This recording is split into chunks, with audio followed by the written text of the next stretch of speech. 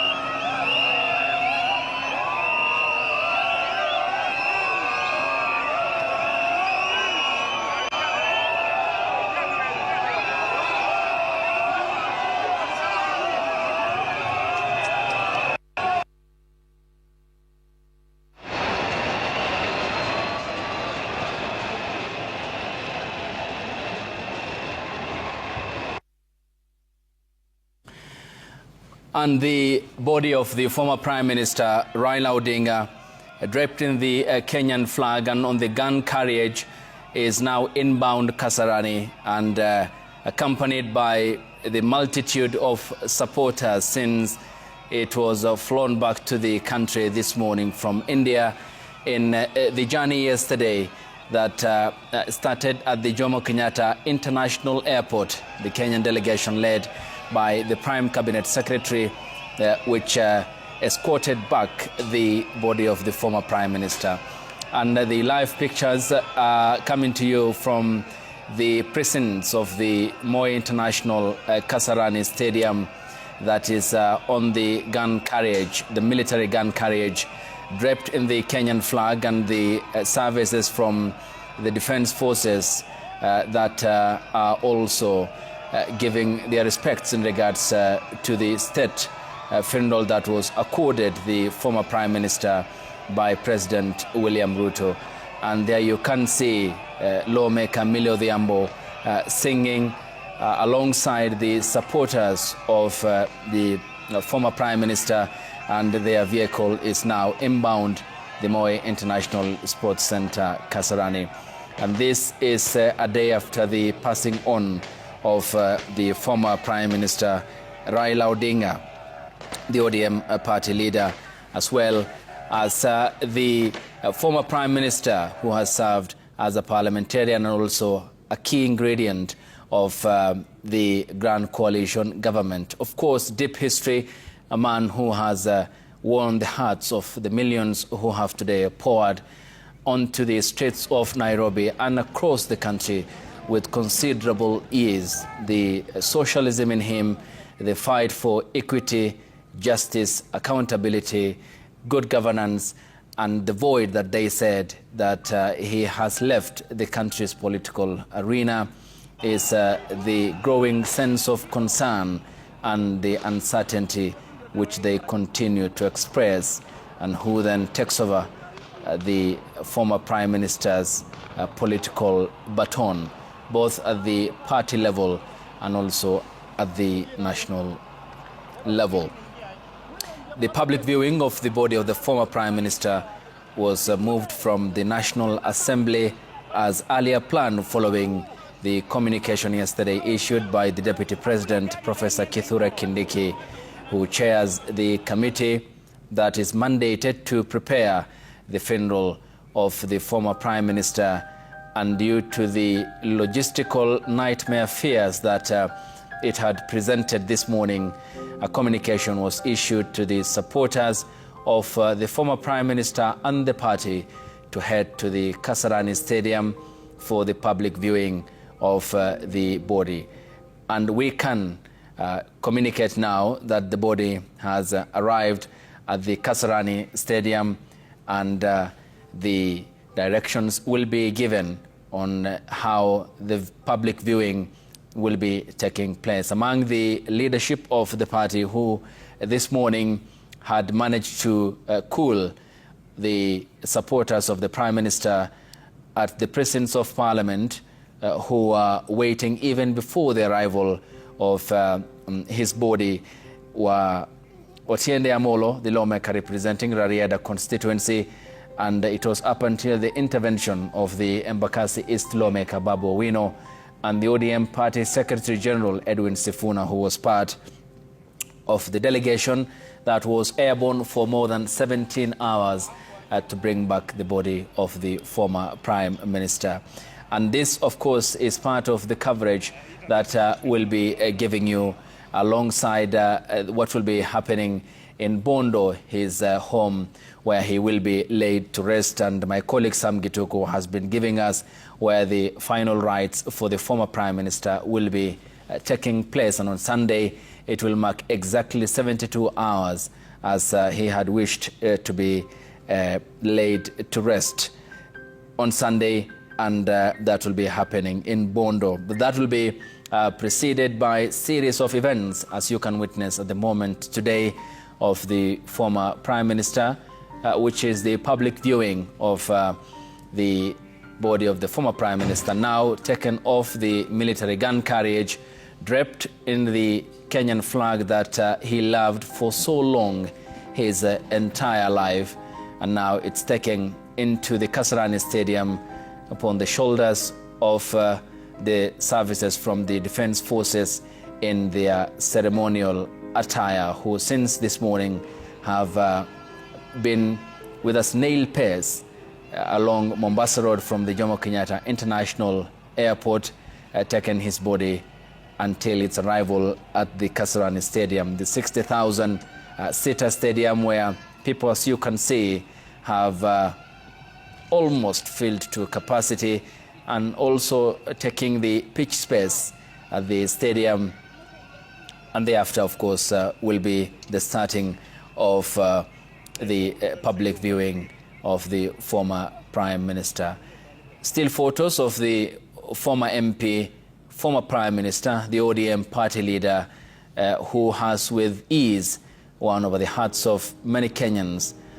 today playing before our own eyes the support that he has commanded among millions of Kenyans. And there we go, the stadium almost filled to capacity, if not full. And they are also in the company of millions of others who are following this live broadcast across the country, following the death of the former Prime Minister. A frontline in the defense for human rights, an advocate, a Pan-Africanist and nationalist, the patriot, the dexterous, the bold, the geostrategist, Raila Amolo Odinga. Born in Maseno in the county of Kisumu, up until the apex of Kenya's politics, becoming, if not the most, one of the most consequential politicians that the motherland has ever produced. A man engineered for different seasons, and against all the odds when ruled out, has managed to defy the odds. And from the ashes at the odd times, he has managed to overcome the challenges of his time, dating back to when he was first elected to Parliament, then and also as a parliamentarian, especially after the 1997 elections, when he had extended an olive branch to President Daniel Toroitich Arap Moi, who was under considerable pressure after his re-election for a final term following the repeal of Section 2A of the Constitution. Odinga then thereafter becoming a key member of KANU Party.